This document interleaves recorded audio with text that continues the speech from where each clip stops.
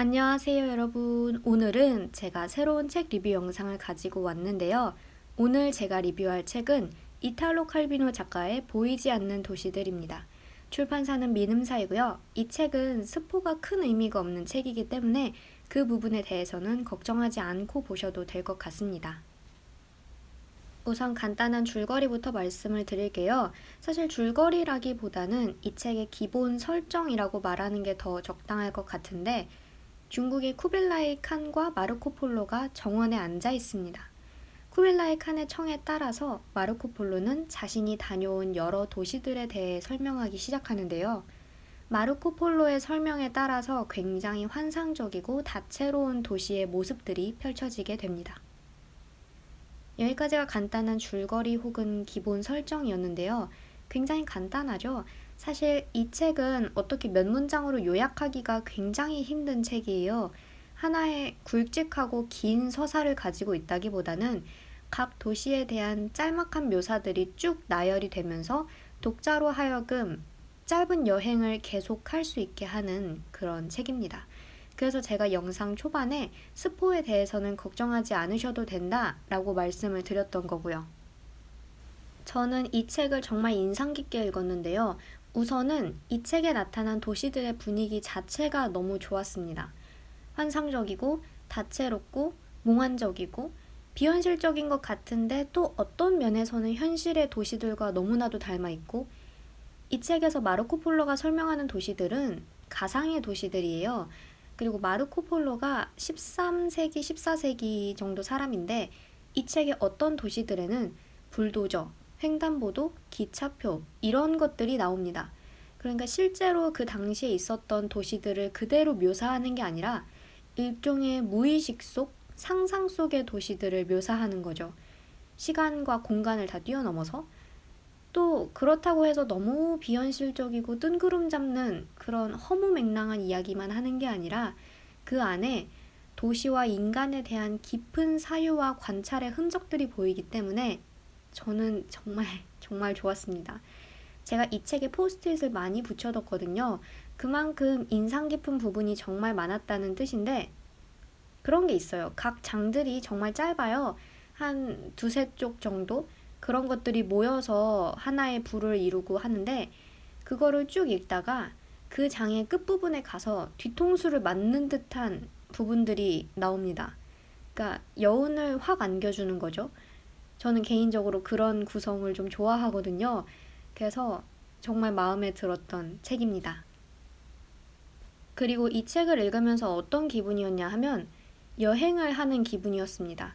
마르코 폴로가 본인이 다녀온 곳을 묘사한다라는 설정 때문이었는지는 몰라도 다양한 도시들, 각각의 모습이 정말 잘 살아있는 도시들을 돌아보면서 여행을 쭉 하는 기분이었는데, 사실 솔직히 말씀을 드리자면 저는 가끔 가다가 고전 소설이나 세계 명작 같은 거를 읽을 때 약간 그런 거를 느낄 때가 있어요. 이 안에서 내가 무언가를 발견해야 한다라는 부담감, 압박감? 그러니까 이 책이 위대한 이유가 있을 거 아니에요. 그리고 이 책이 말하고자 하는 바가 있을 거고, 그래서 가끔은 제가 그 부분을 찾아내야 하고 납득을 해야 한다. 그래서 이 책이 위대한 이유를 내가 깨달아야 한다라는 그런 압박을 느낄 때가 있습니다. 뭐 모든 책에서 느끼는 건 아닌데 가끔 가다가 그럴 때가 있어요. 그런데 이 보이지 않는 도시들이라는 책은 그런 면에서 정말 벗어나서 여행을 하듯이 도시들을 바라볼 수가 있었어요. 내가 마르코 폴로가 말하고자 하는 바를 제대로 파악했는지 점검하거나 혹은 도시들의 모습에서 작가의 의도 같은 거를 발견하려고 애쓰지 않고 새로운 세계를 자유롭게 탐험하는 느낌이었습니다. 어떤 느낌이라고 명확히 구체적으로 말씀드리기가 참 힘든데, 그러니까 누군가가 이미 내놓은 해석 같은 것에 연연하는 게 아니라, 그리고 무언가를 발견하려고 막 애쓰는 게 아니라 있는 그 자체로의 도시들을 쭉 둘러보고 여행을 하다가 그 안에서 자연스럽게 느끼게 되는 그런 느낌이었습니다. 그래서 이 책은 내가 어떤 유명한 고전소설, 세계 명작을 읽는다 이런 느낌이 아니라 내가 모르는 어떤 도시로 여행을 간다 하는 느낌으로 읽었던 것 같습니다.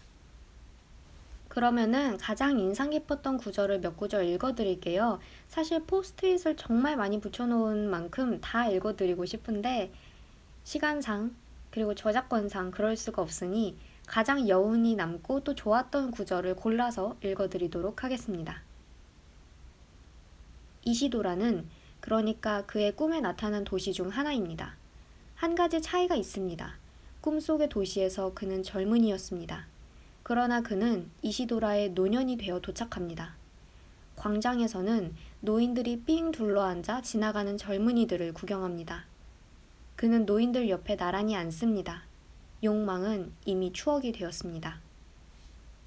칸이 마르코에게 물었다. 내가 상징을 모두 알게 되는 날, 그날엔 마침내 내가 내 제국을 소유할 수 있게 되지 않겠는가? 그러자 베네치아인이 대답했다. 폐하, 그렇게 생각하지 마십시오. 그렇게 되는 날에는 폐하 본인이 상징들 속의 상징이 되실 겁니다. 우리는 태어날 주민의 수가 살아있는 사람들의 수와 죽은 사람들의 수를 월등히 능가하고 그래서 작은 돌 구멍마다 눈에 보이지 않는 수많은 사람들이 경기장의 관중석 같은 깔때기의 경사면에 운집해 있으며 세대 변화가 있을 때마다 라우도미아의 주민들의 수가 늘어나고 모든 깔때기마다 수백 개의 다른 깔때기를 포함하고 있고 그 속에 태어나야 할 수백만의 사람들이 길게 목을 빼고 숨이 막히지 않게 입을 벌리고 있다고 할 수 있습니다. 혹은 라우도미아도 언제일지는 확실히 모르지만 언젠가는 사라져버리고 주민들도 모두 그 도시와 함께 사라져버려 즉 여러 세대들이 일정한 수에 이를 때까지 이어져 더 이상 계속할 수 없을 지점에 이르게 된다고 생각할 수도 있습니다. 그러면 죽은 자들의 라우도미아와 산 자들의 라우도미아는 마치 뒤집히지 않는 모래시계의 볼록한 유리병과 같아집니다. 삶과 죽음을 오가는 것은 모래알갱이가 모래시계의 잘록한 부분을 관통하는 것과 같으며 쌓인 모래 위로 지금 막 떨어지려는 마지막 모래알갱이는 라우도미아에 태어날 마지막 주민일 것입니다. 네, 이렇게 해서 보이지 않는 도시들의 리뷰를 모두 마쳤는데요. 정말 제가 읽어드리고 싶은 부분이 훨씬 더 많았어요. 그런데 다 읽어드리지 못해서 너무 아쉽고, 그러니까 이 책은 꼭 한번 읽어보시기를 추천드립니다. 이 책이 얇고 각 챕터가 짧아서 넘어가기는 사실 빨리 넘어가요. 근데 저는 개인적으로 빨리 넘어가고 싶지 않은 그런 책이었어요. 그래서 그 부분이 너무 좋아서 같은 부분을 반복해서 읽은 적도 많았습니다. 네, 정말 추천드려요. 그럼 저는 여기서 이만 영상을 마치도록 하고요. 다음 영상으로 다시 찾아뵙도록 하겠습니다. 오늘도 영상 봐주셔서 정말 감사드리고 저는 다음 영상에서 봬요. 빠잉!